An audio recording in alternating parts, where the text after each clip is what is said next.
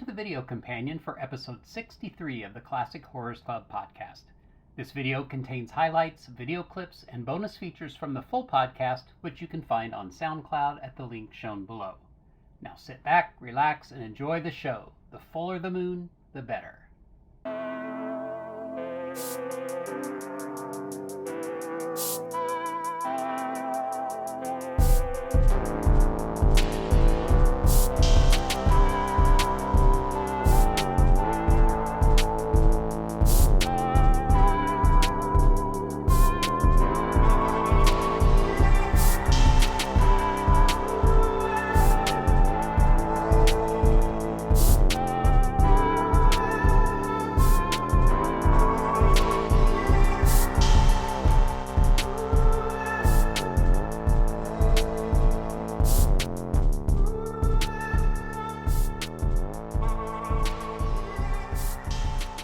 Hello, everybody, and welcome to the podcast companion for the Classic Horrors.Club podcast. We encourage you to listen to the audio podcast. We take a deep dive into the biography of Paul Naschy and a look at his films. We talk about many more than just the three films we're going to talk about in this video podcast. So it'll be a little different than usual, where we kind of try to make the two episodes mesh a little more. We are simply going to focus on three movies from Paul Naschy and what we liked, disliked about him. Thank you for joining us. I'm Jeff Owens from ClassicHorrors.Club. And I'm Rich Chamberlain from KCCinephile.com and MonsterMovieKid.wordpress.com. We still have a Halloween hangover here, so that's why we've got our Halloween backgrounds on. I guess I see it in yours too, but mine's kind of appropriate because we've got a full moon. And of course, Paul Naschy is known for his werewolf movies, where he played Waldemar Daninsky. I don't know if that's a full moon up there behind the tree or not, or if it kind of looks like it could be. I think it is. Otherwise, there's a UFO coming down. But that's a whole nother podcast. So our genres here. Well, the three movies we are going to talk about are, what are they? Vengeance of the Zombies, The Mummy's Revenge, and The Beast and the Magic Sword. Coming from three different eras of his career, I'd say. Two are closer than the others, but let's just go ahead and dig into, and I'm sorry, what I am paging through is our Bible for this episode, Human Beast, the Films of Paul Naschy by Troy Howarth.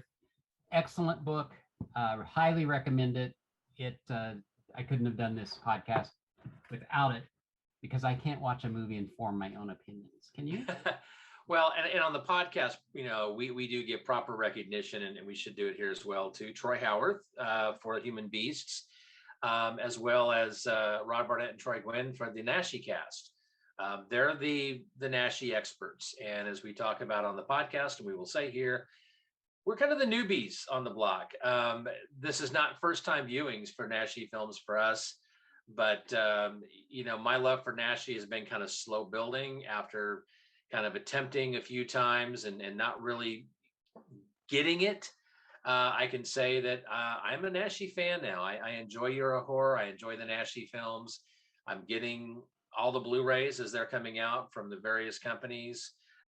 One of the films is no longer available that we're covering this episode. So as these movies get released, you got to snatch them up, because physical media, there's a lot of limited editions these days. And if you don't get them when they first come out, they might disappear on you, and then you're stuck with some crazy prices. So we are in this great, time period where it's just a golden age for watching Paul Naschy films. There's so many of his films available on Blu-ray in original Spanish prints with Spanish subtitles that have never before been available on home media or with the original language, which I think is really important for films. So if there was ever a time to dive into Paul Naschy and have a Naschy November, it is now, because there's so much good stuff that's out there.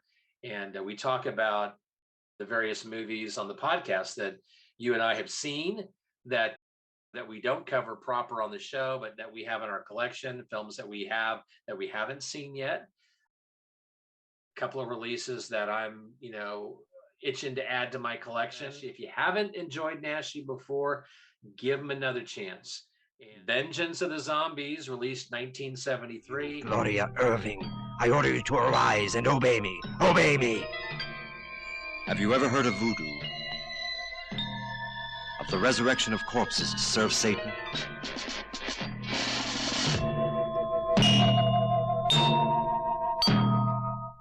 Drops of human blood. Corpses that have disappeared. Voodoo. Voodoo. Hawkins, here in London, someone is resurrecting corpses, creating zombies.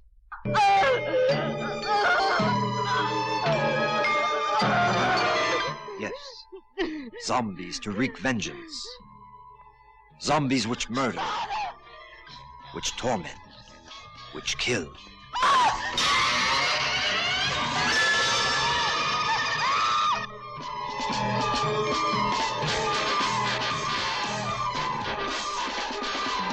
Susan.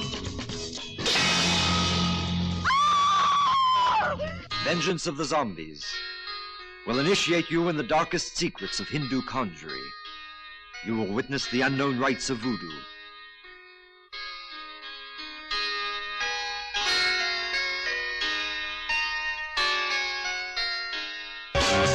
In an orgy of blood and horror.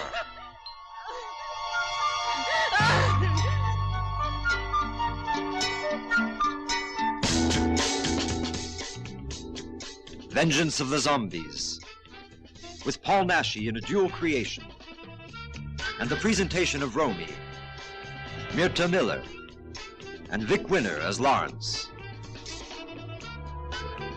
A fascinating drama of ancestral and ancient rites in today's modern world of London.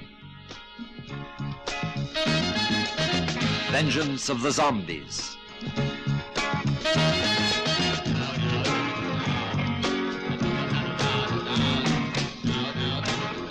Yes, all these films have a variety of titles and a variety of release dates. This is a third time viewing for me on this one. It's currently available in the Paul Naschy collection from Shout Factory, a great Blu-ray set of 5 films for about $40, $45. Highly recommend it. And this one is a film that I enjoyed, but not as much as you. I think one of the reasons that throws me the most about this film, that actually I think is something that you appreciate, and it is a thing that other people have said as well. Even Paul Naschy himself was not a fan of the music. And so that's something that you're gonna, as you watch this film, hopefully at home, it may pull you out of the moment.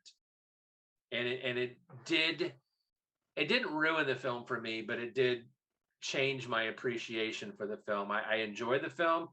I do think with a better soundtrack, I would have enjoyed it more. You know, I kind of dig the 70s music. I just felt it was out of sync with what we were seeing on the screen. That said, the movie itself is fun, and I think we get a fun script. I think, you know, it's not all Euro horror films can be easy to follow. This one I think was fairly easy to follow. We get a kind of a good twist towards the final act. You do get some of the usual very abrupt editing that is, I think, common for a lot of Euro horror films. Not all, but a lot. You kind of get used to that style. First time watching it, you may be thinking, you know, is there more to this movie that I didn't see? And yeah, sometimes there may be. Most of the time, nope, that's just the style of editing and filmmaking.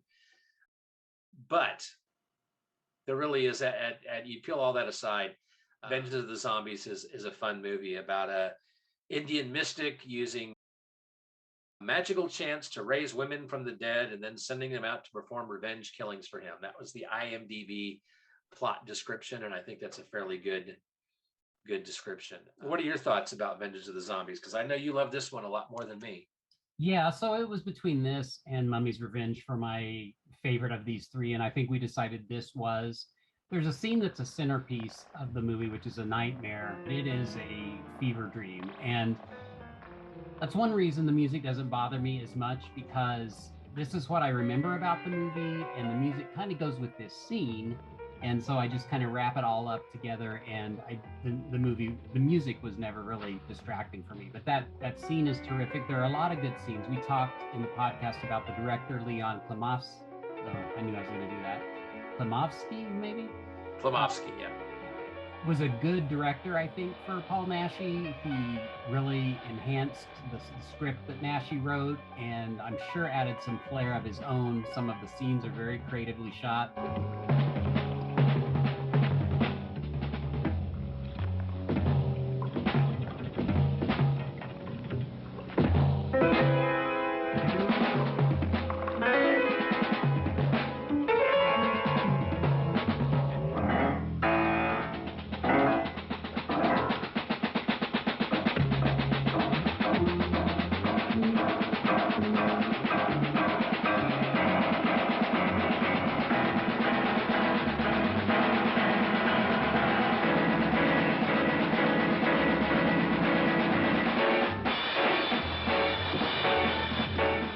Scene where the main woman character Elvira is in bed, and this zombie that has risen is leaning over the bed, and we see it from Elvira's point of view, and the zombie's moving towards her, and her head's kind of bobbing. It's very creepy and well shot. I really liked that. One of the not gimmick, but the thing, the way the murders go down is usually this mysterious man in a cloak has people slit their own throats. He collects their blood in a jar, pours the blood on a little wax figure, and then lights it on fire. And that's the voodoo or the magic that brings the dead to life. So there are some creative death scenes. There's one in particular with the station agent at the train station that's particularly gory and I think well done. So I liked that. Then there's the very realistic, and I don't think I can even show this clip, but we did conclude that they used real chickens and killed real chickens for the ceremony, and yeah, it sure looked like it. Rough. I like all of this. It works for me. It's trippy. It's 70s. We know that's my sweet spot. Yeah, I think it's good. I think it's not quite. It's definitely a different zombie type story. It's not what you'd expect, and I think the different plot elements work really together well to make something that's original, and I like it. You've got a lot of people that are familiar with working with each other. So as we were going through the cast list for Vengeance of the Zombies and The Mummy's Revenge, as well as the different directors, there's a lot of film titles that were coming out repeatedly.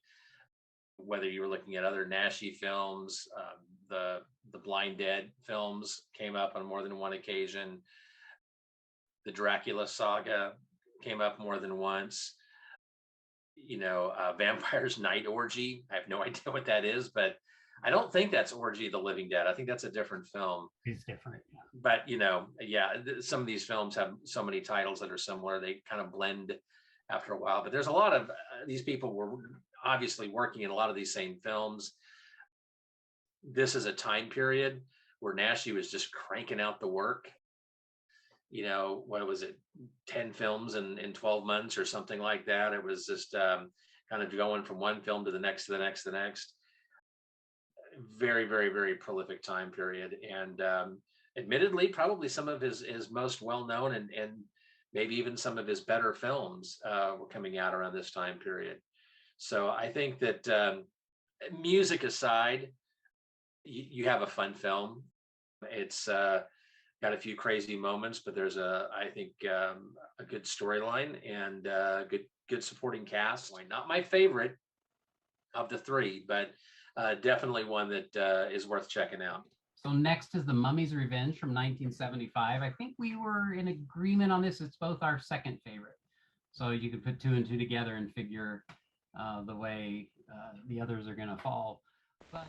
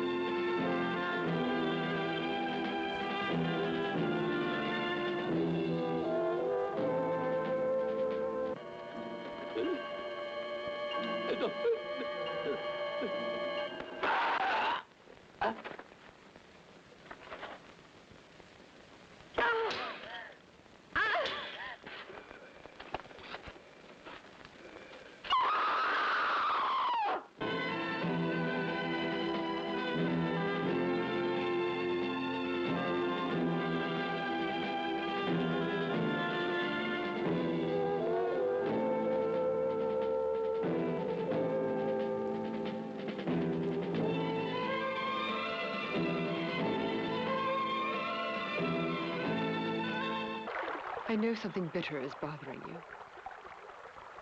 You can tell me what it is, my dear. Helen, I know how to understand you. My father is a paralytic, and I'm responsible. I told Father not to go. The weather was awful that night. But he insisted that he accompany me. When we returned afterwards, the horses went wild, and Father was dragged beneath them. Helen, you're not to blame. Believe that. Everything was written. Finally, I shall have my eternal liberty. Soon, my beloved Marna will be by my side once more.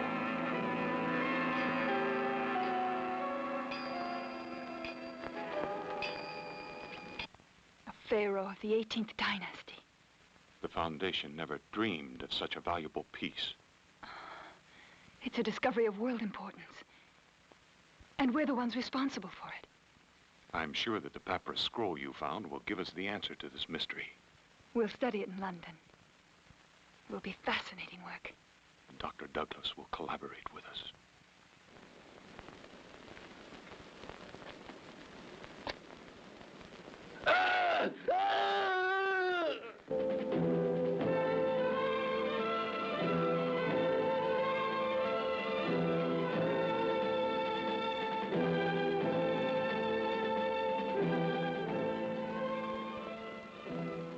Definitely a different take on the Mummy movie. What did you think about it, Richard?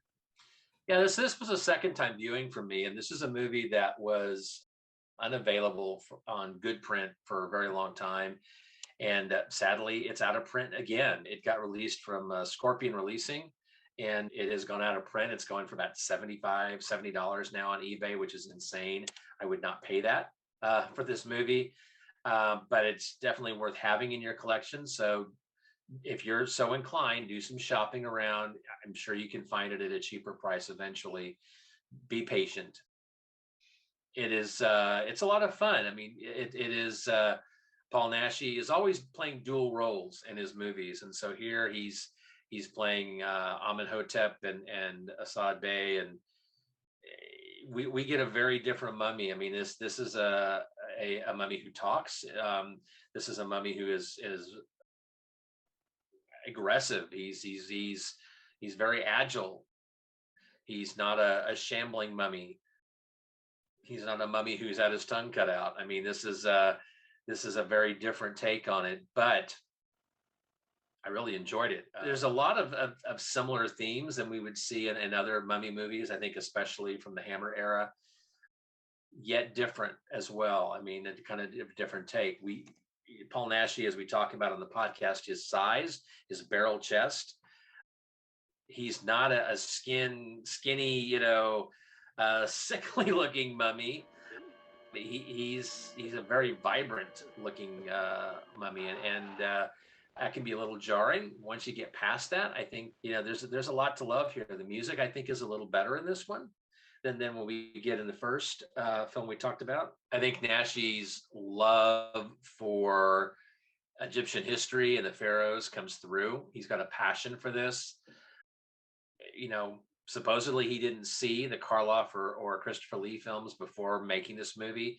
I'm not sure that's entirely true, but if not, he was definitely in the same mindset then. Again, you've got a cast of people that were familiar working with each other, a director who had worked with Paul before. So there's a working relationship, both Leon Klimovsky and Carlos Arid, who had worked with Naschy. And so there's that solid working relationship that had been developed. My only thing I would say about this movie is I wished that there had been a little more money to maybe make the sets look a little more expansive or a little more expensive.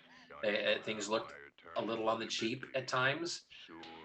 It doesn't necessarily ruin the movie, but it would have been interesting to see if they had had a little more money to work with, what they could have pulled off. I mean, some of the sets they used from Anthony and Cleopatra, the 72 film with Charlton Heston, but I would have loved to have seen, something a little more grander. Or that said, definitely a solid film, and well worth tracking down if you can find the Blu-ray copy. I'm glad that I have it. Yeah, I'm circling back on a couple things you said. The sets, I went back and forth on, are they cheap or are they artistic? And I kind of landed on artistic because of some of the other visual flares that the director uses.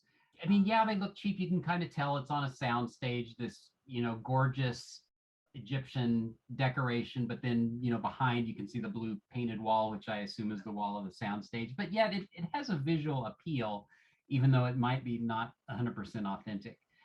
One of the visual flares that the director offers, and I absolutely love this scene, is the time-lapse photography between the time when the mummy is mummified and then England centuries later. It's a single shot of the sarcophagus, and you can tell time is going and spider webs come up, and before you know it, they're hammering through the wall of the tomb. I really liked that. And then back on the mummy, another difference is that the pharaoh that's being mummified is a bad guy. He deserves what he gets. That's a little different. Usually we have some sympathy for the bad character. It's someone that was in a doomed romance, or didn't really necessarily do something wrong, but is punished. This guy deserves it. So it just makes sense when he's revived. He is one bad mummy dude. So I like that. You talk about being more, I can't remember the word you used, but this is a mummy who will just, like, if someone's laying on a slab, he just does that and smashes his head. And we get to see every glorious, gory moment of that. Yeah. I like it. It's a different spin on the mummy tale. It's very well made. It's pretty to look at, beautiful Blu-ray. So it was close between this and Vengeance of the Zombies.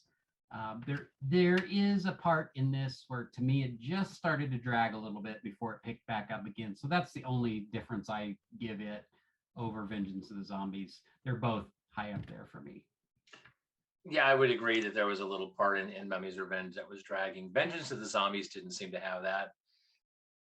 Certainly the next film we're going to talk about did have an opportunity for some tighter editing. But with the Mummy's Revenge, it's not enough to hinder. Sometimes that dragging part can really hinder a movie. It doesn't with this one. It just, you notice it, but then the pace picks up again, and then the movie starts progressing again. And yeah, absolutely, a lot of fun. Recommended. So tell us about the next one. You really, really liked it. Beast and the Magic Sword, 1983. Le tengo encerrado en las mazmorras y tal parece que el prisionero sea yo. Pero temo ajusticiarle. Temo que la maldición se cumpla y mi pueblo quede condenado. Que la eterna maldición del Señor de la Noche caiga sobre la estirpe de los Daninsky. Que jamás los espíritus de los que llevan su sangre encuentren la paz. ¡No! ¡Tu hijo ya está maldito! Un hombre víctima de una maldición sufre una terrible enfermedad y recorre el mundo buscando la curación de su mal.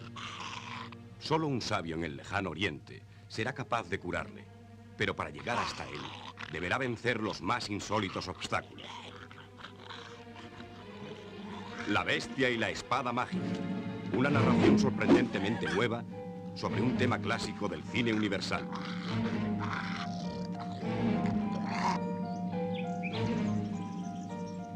Yo creo que posiblemente nos estemos enfrentando a algo que es mucho más destructor y maligno que un simple oso o un lobo de gran tamaño. ¿Plata? ¿Para matar esa bestia? Valdemar, bebed esta pócima. Sus efectos os harán regresar al pasado. Y los profundos misterios sobre el origen de vuestro terrible malo serán totalmente revelados. Paul Naschy, en su caracterización de la bestia, logra la más impresionante creación de su carrera.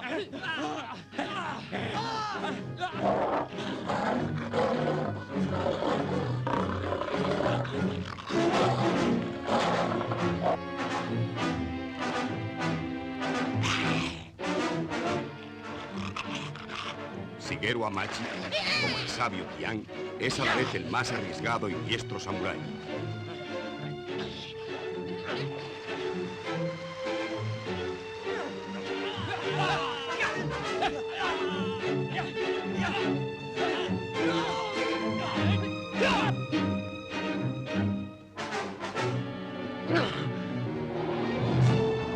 La bestia y la espada mágica. Un espectáculo grandioso donde la aventura, la acción, la fantasía y el terror crean una historia inolvidable.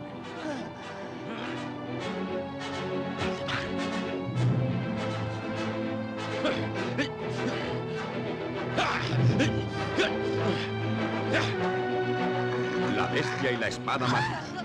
Una obra maestra del cine fantástico, cuya grandiosidad y belleza marcan un hito jamás igualado. You know, the first two films came from a very prolific time in Naschy's career, but Beast and the Magic Sword is kind of coming at the end of that period. By this point, his films weren't making as much money. In fact, this one didn't get a release in Japan. It didn't get a theatrical release in the United States. It was a very hard film to find for a lot of years. Thankfully, it's available now on Blu-ray from Mondo Macabro for, I think, $22. And it's a really good film that I think is worth being, I guess, maybe rediscovered. Naschy definitely, enjoyed the film. It's my favorite Naschy film out of all the Naschy films I've seen. You've got a solid cast in this one, and I think that there's so much about like the setting. You get a solid origin story for the werewolf character of Vladimir Daninsky. That, you know, there's 11 proper films in the Daninsky werewolf series, and all of them are pretty much standalone for the most part. Some of them may kind of interconnect with each other in a way, but there's always something different, whether it's the origin story or how the vampire is killed, or kind of, you know, the overall structure of the story. This one, you know, is, you could treat it as a standalone film. We get this solid origin story, you know, and then we move to Japan, and then all of a sudden the film kind of has a different feel to it. And as we talk about on the podcast, that you could almost start the movie at that point and do away with the first 23 minutes.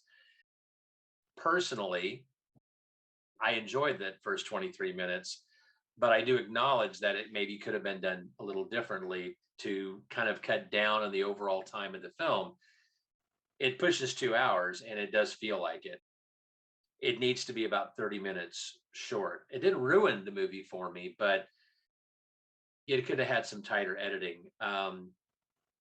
You know, Naschy, again, plays multiple roles in this film.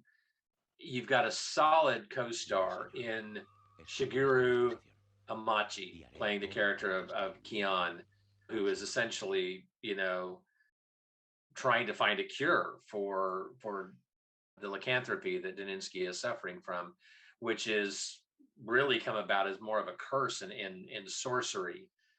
You didn't necessarily care for Naschy's makeup in this one as much as in others. I kind of appreciated it, being that this is, you know, a slightly older Paul Naschy at this point. I love the background story of how this movie got made, because it is a joint effort between Naschy's production company and Japanese production company. You know, there are some things as the story progresses, as we get towards the final act, that kind of makes me kind of scratch my head a little bit. How, you know, Daninsky's wife is kind of unceremoniously killed off, spoiler alert, in a kind of a weird way. And then all of a sudden, it seems like we kind of jump ahead to the fact that, oh, he's fallen in love with somebody else now. And necessary for where things were going in the you know, climax of the film, but it did seem like a little bit of a jump, at least on Daninsky's part. But not enough that it ruins the movie for me. But there's some really great atmospheric sequences at night that really work. I mean, very atmospheric and enhance the movie greatly. And some, honestly, some cinematography that you wouldn't have gotten in a cheaper Naschy production. Naschy wrote and directed this film, but he had a little more money, and he was also working with the Japanese production style, which, you know, took things, they didn't go on the cheap. You know, when there's a need for a silver sword, it was a silver sword. They didn't just, you know, have a prop and paint it, which is what Naschy was expecting. So they put a little time and effort into the costumes and making it period specific and very authentic. And you probably wouldn't have gotten that with a straightforward Spanish production with a limited budget. They would have worked with what they had rather than pour the money into making it legitimately authentic. So I appreciate all of that. And I think that goes into my overall love for this movie and why not only is it the favorite of the three movies that we covered, but it's so far my favorite Paul Naschy film. Yeah, it must be a matter of taste for me because it is the most well-made one probably that I've seen. I think I don't generally gravitate towards his werewolf movies. The ones I've seen have been not my favorite Naschy films. So, you know, I can't blame him for that. It's just my taste. I prefer the other ones that are maybe a little more out there. You mentioned the werewolf. It's not, yeah, I didn't mean to indicate I didn't like it. It's different in each movie, and this isn't one of my favorites. But it's good makeup. I mean, it's better than most. It's just, again, not my favorite. I love his werewolf, how in any of the movies, how much he drools. And here, when he's bitten or attacked someone, the blood just pours out of his mouth. That's a detail that's, I always think, oh my gosh, they're going to ruin that, you know, makeup. But, you know, there's nothing I can really say that I dislike about it. I do think, yeah, that this is two movies. Like, I didn't dislike the 23 minutes. I wish it had been longer. And then I liked when they shift to Japan. That's good on its own. But together, it's just, yeah. And it's not that it's like a jump in culture from Spain to Japan, because you get that in the modern. It's just that flashback to the knights in the whatever year that is, 3 digits in the year, 938 or something. You could have got a big epic out of this, really, if you're thinking about it. You could have, if you didn't want to make 2 movies, you could have made like a 3-hour film and really expanded upon and maybe split the time evenly between, you know, the origin story, expand that a little bit, spend a little less time in Japan, and follow, you know, the Daninsky family. Okay, here's the origin of the curse, and maybe introduce, you know, Valdemar a little differently, maybe expand a little bit on his character, and then segue to the traveling to Japan. I think that would have been interesting to see if you would have, you know, expanded upon the film a little more. Might have made that origin story. It sounds like it would make it work better for you. Yeah. What about a 3-part Netflix 1-hour series of 3 parts where you've got the origin, you've got more like about the modern day, well, it wasn't modern day, but, you know, Valdemar, and then the last part in Japan. But if it was modern day, you know, thought processing and films, they would do a trilogy of films with this, right? Yeah. And each one would probably be a little different than the other, but that would make it interesting. So that's how this movie would get made, I think, in today's filmmaking world, a trilogy of films, if you were. And I don't know, maybe we throw in a battle with the Yeti before he goes to Japan. I could honestly see that. So, and I don't know that budget would be as helpful as time. I know he wrote most of these movies and very quickly. I mean, he'd write them in a week, couple weeks. I think maybe more than money, because I think some of the Naschy films I like are those low budget ones, because there's a sense of like, oh, look what they did for little money. You know, that's like Yeah. impressive. Anything else you want to say about either of these movies or Paul Naschy himself?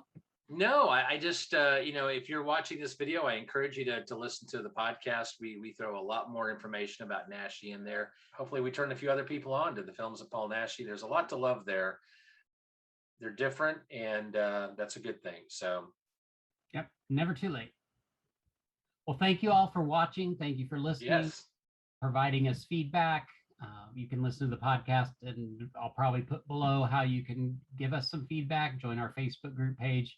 We'd be But, doing the thing where we point down below and subscribe here. And yeah, I need to learn how to do all those buttons and things. But hey, we're talk about a low budget or lack of time, something. I don't know. Anyway, thank you, everyone. Richard, it was fun. We will be back in a month with some more Euro horror and some Christopher Lee box set movies. And we will see you next month as we celebrate a Christopher Lee Christmas. Bye, everyone. Take care.